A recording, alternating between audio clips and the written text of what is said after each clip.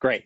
All right. So my name's Kevin Kiernan. I'm a senior data scientist at Accenture Federal Services. And I'll just be talking, my talk today will be about the inferring the true historical evolution of COVID-19 from the incidence of death. Just go through the structure real quick. I'm going to talk first about why this is a problem of interest, a little bit about some of the challenges that we face trying to fit a model of this type. Going to introduce the type of model that I talk about here, and then talk about how we use that model to back out the number of infections at a given time from deaths. Okay, so as I'm sure everyone understands, this disease has presented severe challenges, and identifying useful public health interventions, chiefly because of the latent spread of the disease. There's certainly good evidence to think that case counts and even maybe death counts are underreported, and so this makes it difficult to identify changes in the underlying reproductive rate RFT, and that's of interest because it's very difficult, as the other speakers have mentioned, to come up with useful data about interventions, its effectiveness, and also its cost effectiveness.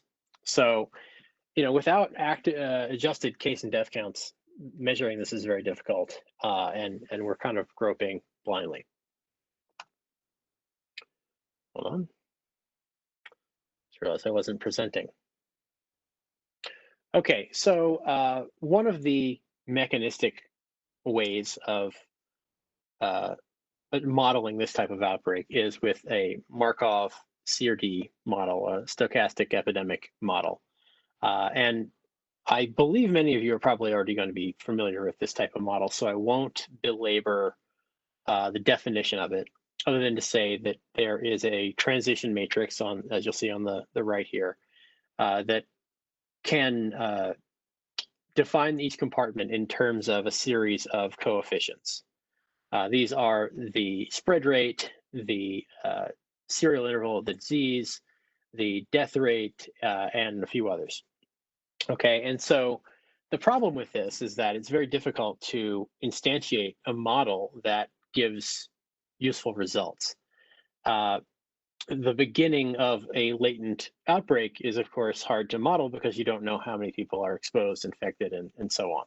And in addition, it's very difficult to actually reason about those starting values.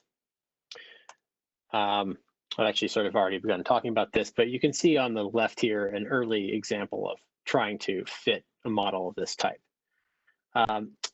So despite this drawback, a model of this type is very desirable because it's a mechanistic model, and you can parameterize the shape of the outbreak in terms of measurable quantities. But the difficulty in instantiating one is one that we wanted to address. Okay, so some important questions that we face is, when did the infections arrive in a given area? And this talk will concern itself with New York State.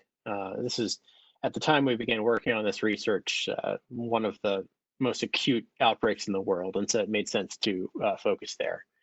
And also, if we can write these equations in terms of those parameters, can we reason about our priors for the rate at which deaths are detected, the infection fatality ratio, and also the spread parameter at time 0. And ultimately, these are modeling questions, but they're more reasonable modeling questions than things like how many people were exposed to a virus on a given day, which is just almost unknowable. Okay, so I've talked a little bit about how we're going to go backward from deaths.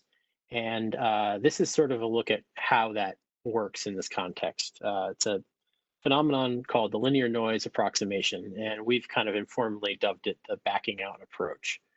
So if you've got a stochastic epidemic model, and let's say you're talking about deaths at some time, one way to stochastically model that would be doing a draw from a binomial distribution based on the number of people who are infected at the preceding time interval. And that's that. I think most people are familiar with that, but you of course can't invert that equation and go the other way, unless you make kind of a computationally efficient assumption known as the linear noise approximation. And so really what that is if you write out the master equation, which is the time evolution of the underlying distribution, and then expand it as a Taylor series and take the linear term, you end up with a function that can tell you an approximation of the number of infected from one interval based on the number of deaths observed at a later interval. And you can then feed this into a Bayesian Markov Chain Monte Carlo simulation that will do the rest of the modeling for you. Now, I think most of you are probably familiar with what Markov Chain Monte Carlo is, but in brief, it's basically a Bayesian method for estimating the posterior distribution of parameters of interest. And really what we're using it for is to estimate the spread parameter, the death detection probability, and the infection fatality rate, with our other terms being fixed and derived from literature estimates. Okay, so what you can see is that this approach will give you an ensemble of predictions for each compartment, and then there's a maximum likelihood prediction given in black there. And you can see that looking at the I to D compartment, that is the daily incidence of people transitioning from the infected to the death compartment, that it fits the data pretty well. And one other nice thing about this is what falls out is that R of T time series that we were talking about earlier, and that's the bottom left.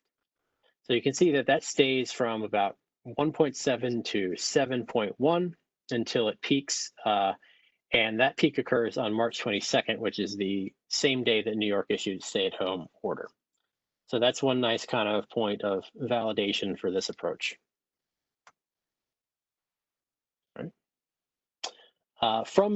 From having these incidence compartments, we can then compute rather easily the prevalence compartments, as seen with the state diagram and attack rate on the right.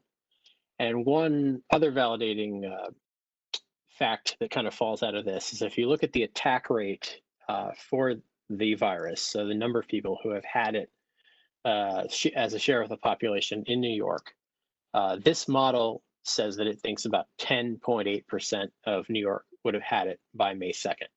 And that actually matches pretty well with the seropositivity study performed by New York State on that date of 12.3%. So we kind of come full circle where I said that one of the challenges was that you couldn't get a good validated time series for RFT. And so we've gone and done that. What are the next steps? So really the next step is to use that as a regressing variable.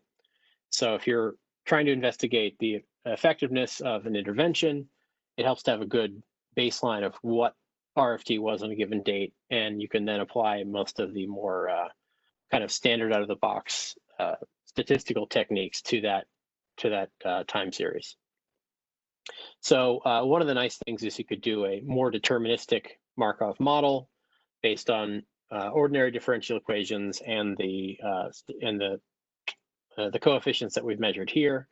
And then if you can successfully parameterize RFT in terms of observables in real time, you could then forecast the shape of an outbreak, not based on a curve fitting exercise, but based on observed features of the world that we can observe in real time. And then the next thing you could also do is build in mobility and age stratification to determine the impact each cohort and investigate things like what if scenarios.